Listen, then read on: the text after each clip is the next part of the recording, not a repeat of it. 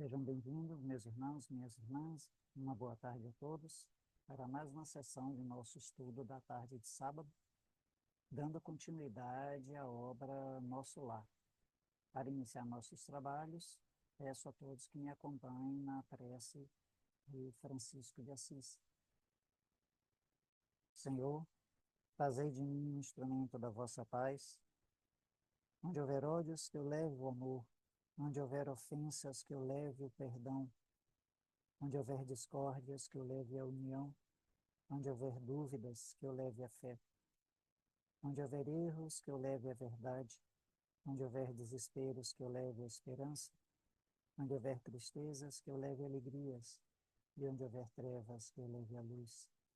Ó Mestre, fazei com que eu procure mais consolar que ser consolado, compreender que ser compreendido, amar que ser amado, pois é dando que se recebe, é perdoando que se é perdoado, e é morrendo que se vive para a vida eterna. Que assim seja. Bom, meus irmãos, sejam todos bem-vindos. Vamos dar início, então, ao estudo, continuidade do estudo da obra Nosso Lar. E hoje nós temos o capítulo 4, o médico espiritual. Primeiro parágrafo do capítulo 4. No dia imediato, após reparador e profundo repouso, experimentei a bênção radiosa do sol amigo, qual suave mensagem ao coração. Vamos nos lembrar que esse dia imediato é o dia imediato, aqueles eventos do capítulo 3, em que André Luiz foi recolhido à cidade de Nosso Lar, a colônia espiritual de Nosso Lar, e também passou por um tratamento inicial e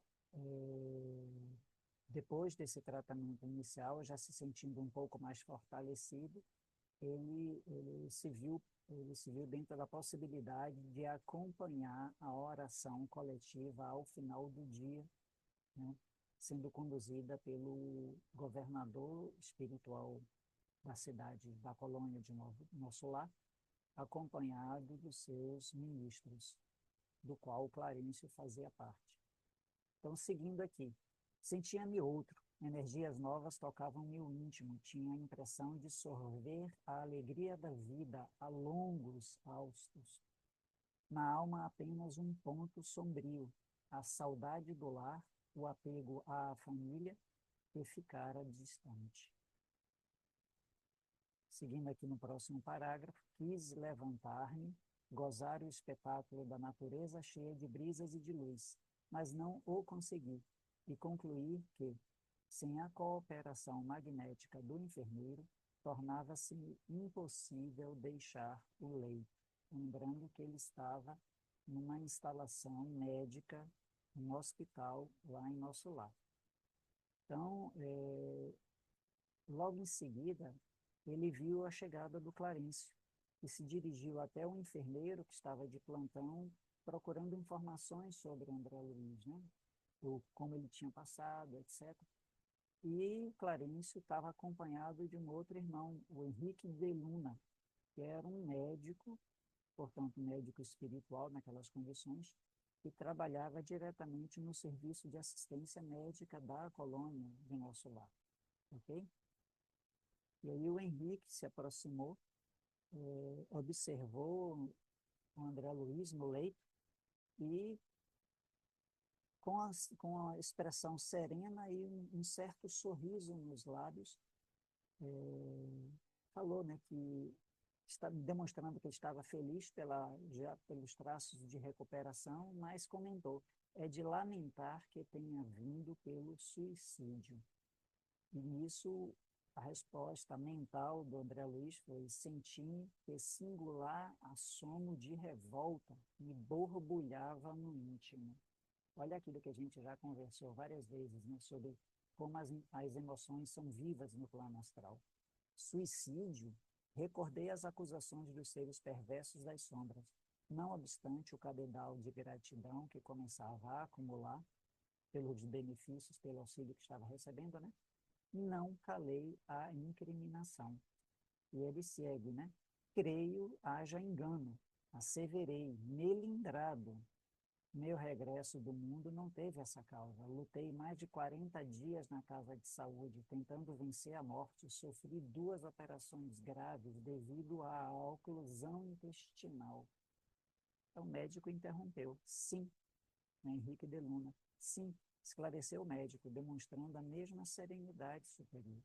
Mas a oclusão radicava-se, ou seja, tinha suas origens mais profundas, né, em outros elementos. Talvez o amigo não tenha ponderado bastante. O organismo espiritual, que era o que o médico Henrique de Luna estava contemplando naquele momento, apresenta em si mesmo a história completa das ações praticadas no mundo. E, inclinando-se, né, ele continuou. Vejamos na zona intestinal. A oclusão derivava de elementos cancerosos e estes, por sua vez, de algumas leviandades do meu estimado irmão no campo da sífilis. A moléstia talvez não assumisse características tão graves, ou seja, os outros sintomas comuns à sífilis talvez não tivessem se expressado tão fortemente, tão intensamente. Se o seu procedimento, a moléstia talvez não assumisse características tão graves, né? Se o seu procedimento mental no planeta estivesse enquadrado nos princípios da fraternidade e da temperança. Ou seja, ele dá a entender aqui nesse parágrafo que, além dos sintomas da sífilis estarem aparentemente, pela leitura aqui que eu fiz, aparentemente atuando na parte mais interna do organismo, e não tanto com sintomas externos, ainda assim foi uma manifestação grave por causa dos destemperos emocionais do nosso irmão André Luiz enquanto estava encarnado. Okay? Aí ele fala, né? Seu procedimento mental no planeta não teria sido tão grave se o seu procedimento mental no planeta estivesse enquadrado nos princípios da fraternidade e da temperança. Okay? Ou seja, do equilíbrio. Entretanto, seu modo especial de conviver, muitas vezes exasperado e sombrio. Olha só os extremos. Uma hora, um roubo, uma explosão emocional, e outra hora, sombrio, negativo, taciturno. Captava destruidoras vibrações. Nunca imaginou que a cólera fosse manancial de forças negativas para nós mesmos? A ausência do autodomínio, a inadvertência no trato com os semelhantes, aos quais muitas vezes ofendeu sem refletir. Ele ofendia de maneira costumais outras pessoas com as quais ele se relacionava, conduzindo frequentemente à esfera dos seres doentes inferiores. Tal circunstância agravou de muito o seu estado físico. Já observou, meu amigo, que seu fígado foi maltratado pela sua própria ação, ou seja, pela sua vontade, pelo seu livre-arbítrio, pelo seu descuido, né? Aí ele continua, que os rins foram esquecidos com terrível menosprezo às dádivas sagradas. E aí veio o pensamento na mente de André Luiz. Singular desapontamento invadira meu coração. E o próximo parágrafo, aqui dando um pequeno salto, todo o aparelho gástrico foi destruído à custa de excessos de alimentação, ou seja, além de uma alimentação inadequada, um excesso da alimentação. Os excessos. Uma alimentação inadequada é também um excesso. E bebidas alcoólicas, aparentemente sem importância. Devorou-lhe a sífilis as energias essenciais. Como vê, o suicídio é incontestável. Meditei nos problemas dos caminhos humanos, refletindo nas oportunidades perdidas. Na vida humana, conseguia ajustar numerosas máscaras ao rosto, né? Ou seja, ele conseguia passar às outras pessoas uma impressão de alguém comedido, controlado, senhor da sua vida, senhor das suas condições de existência, talhando-as conforme as situações, ou seja, ele não se mostrava, né, exatamente como ele era, na maioria das vezes. Aliás, não podia supor no outro tempo que lhe seriam pedidas contas de episódios simples, como a ingestão de bebidas alcoólicas, né, aparentemente simples na cultura que ele presenciava quando ele estava encarnado, mas imagine esse hábito repetido ao longo de anos e anos e anos, e repetido várias vezes durante cada dia da existência, e costumava considerar como fatos sem maior significação. Então, normalmente, os nossos vícios morais, os nossos vícios mentais, os nossos vícios de ação no mundo físico, nós, justamente por serem vícios, por serem hábitos enraizados, nós costumamos vê-los e pensar nele como atos ou fatos sem maior gravidade ou sem maior impacto. Deparava-me, porém, agora outro sistema de verificação de faltas cometidas. Não me defrontava a tribunais de tortura, nem me surpreendiam os abismos infernais, né, conforme as doutrinas teológicas da época ali, né, quando ele estava encarnado. Contudo, benfeitores sorridentes comentavam minhas fraquezas como quem cuida de uma criança desorientada, longe das vistas paternas. Não me dilacerava o desejo de reação, doía-me a vergonha, e chorei. Não havia como discordar. Henrique de Luna falava com sobejas razões. Por fim, abafando os impulsos vaidosos, reconhecia a extensão de minhas leviandades de outros tempos. Perante minha visão espiritual, só existia agora uma realidade torturante. Era verdadeiramente um suicídio. Perder o ensejo precioso da experiência humana não passava de um náufrago a quem se recolhia por caridade. Observe, que é o ponto fundamental desse capítulo. A autorreflexão, a autoanálise e o reconhecimento das falhas cometidas. Esse é o primeiro ponto aqui fundamental desse capítulo. É aqui que efetivamente começa a trajetória de recuperação do nosso irmão André Luiz. O segundo passo, evidentemente, é a colocação da mente e do coração, ou seja, a intenção e o desejo, o pensamento e o desejo, de corrigir a conduta, né, e empreender a caminhada de reconstrução perante os males que havia provocado sobre si mesmo e a necessidade de construir uma nova trajetória. Foi então que o generoso Clarencio, né, se dirigiu a André Luiz. Falou: ó, meu filho, não te lastimes tanto. Busquei-te, ou seja, buscou ele lá no umbral, atendendo à intercessão dos que te amam dos planos mais altos. Tuas lágrimas atingem seus corações. Não desejas ser grato, mantendo-te tranquilo no exame das próprias faltas? Isso também é um ponto muito importante. Porque, às vezes, quando nós avaliarmos as nossas faltas, o impacto emocional pode ser muito grande. Não desejas ser grato, mantendo-te tranquilo no exame lúcido, sereno, rigoroso, mas sereno das próprias faltas? Na verdade, tua posição é a do suicida inconsciente.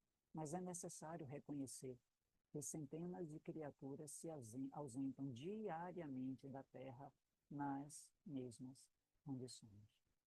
E aí, por fim, encerrando aqui o capítulo, confia no Senhor e em nossa dedicação fraternal sossega a alma perturbada, porque muitos de nós outros já perambulamos igualmente nos teus caminhos. Olha só, além de uma palavra confortadora, de estímulo, né, ainda vem a humildade, a serenidade do generoso Clarencio, admitindo que aquelas falhas que o André Luiz cometeu são falhas comuns à humanidade e que muitos daqueles que se encontravam em nosso lar, agora numa condição de equilíbrio, numa condição de prestadores de serviço ativo, né, talvez já tivéssemos trilhado exatamente os mesmos caminhos do André Luiz.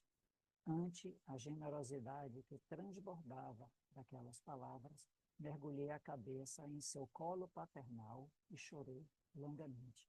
Ou seja, é aquela chamada de atenção, aquela admoestação que não macula, que não fere, que não humilha, mas que faz a pessoa reconhecer a extensão dos seus erros, mas fortalece e auxilia a pessoa que está sendo tratada a reorganizar o seu pensamento, suas emoções e direcionar as suas energias em direção à autorreconstrução. Okay? Então, assim, a gente conclui o capítulo 4. Agradeço a presença de todos vocês, a participação de todos vocês aqui assistindo essa exposição do tema. E vamos agradecer também a presença dos nossos guias e mentores, dos espíritos simpáticos, e pedindo para que todos os méritos, as vibrações, as energias produzidas e o esclarecimento produzido